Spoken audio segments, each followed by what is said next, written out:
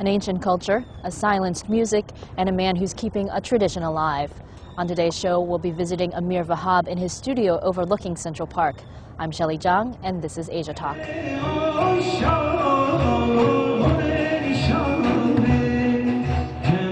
Hello and welcome to Asia Talk. I'm here with AMIR VAHAB, a distinguished composer and performer who's bringing traditional Persian music to a wider audience. AMIR, thanks for joining us today. My pleasure. Now, when talking about your work a few years ago, the New York Times called you the ambassador of a silenced music. Now, what does that mean? The ambassador because I bring East and West together. I left Iran in 1976, so I am in the West for 33 years. And during these 33 years, having traveled and sometimes short time lived in 11 different countries, I also have learned a tremendous amount of things from the West, which I love and appreciate as well. So I bring these two together. I find the common points. Most people focus on differences. So can you tell me a little bit more about the silenced music?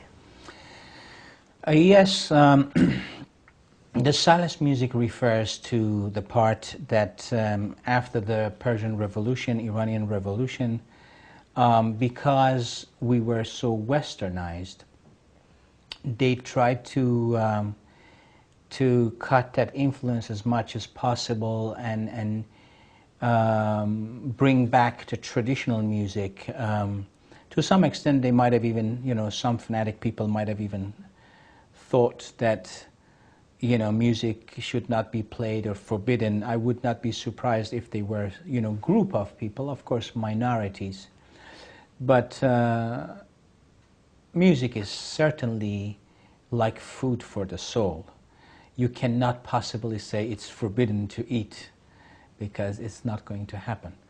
More importantly, they were trying to get rid of the Western influence, too much Western influence, and actually they succeeded because, like I say, in my time there was practically very few people, a handful of people would play Persian instrument. What about today? Is there more of a revival when it comes to? Absolutely. I mean, first of all, the number of musicians have increased tremendously, particularly female musicians. We did not have that many female musicians at the time of Shah in the past.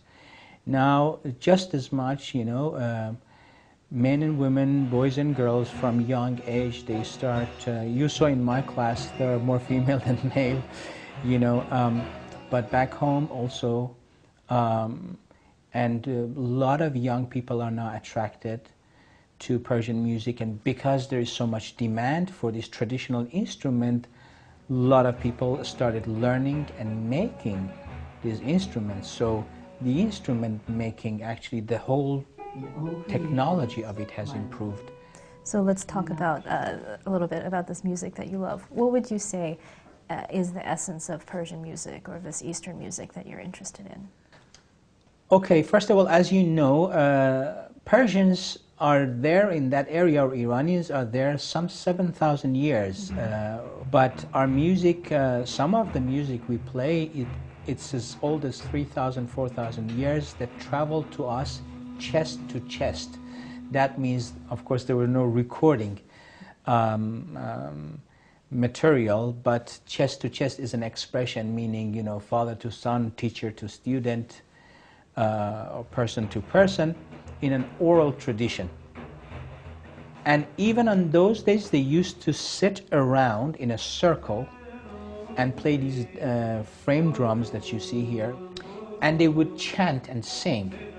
And they used to believe that, in the invisible world, the angels above us, when we pray, they will join us. And some of them had this vision, and in their vision, they saw that they sit in a circle. So they tried to imitate what the angels do in heavens, and so they sat in a circular way and from those days, from 4,000 years, they heard men and women, so they always mixed men and women singing and playing. What would you say is the meaning behind the music? Does it express certain values that are important to the Persian people? Yes, this kind of singing often has a theme of spirituality in it. So all of these authentic religion, which I consider authentic, including Buddhism, you know, they say the same principle. The principle does not change. Nobody says killing, robbing, stealing, cheating, misleading is good. They all say, you know, treat the others like you want to be treated yourself. Right. Be nice, be fair, be helpful, be a human. Music is an important part of everyone's life over there. Poetry is very important. That's why... Are they pretty related, the music and the very poetry? Very related. And in traditional music, they use very, very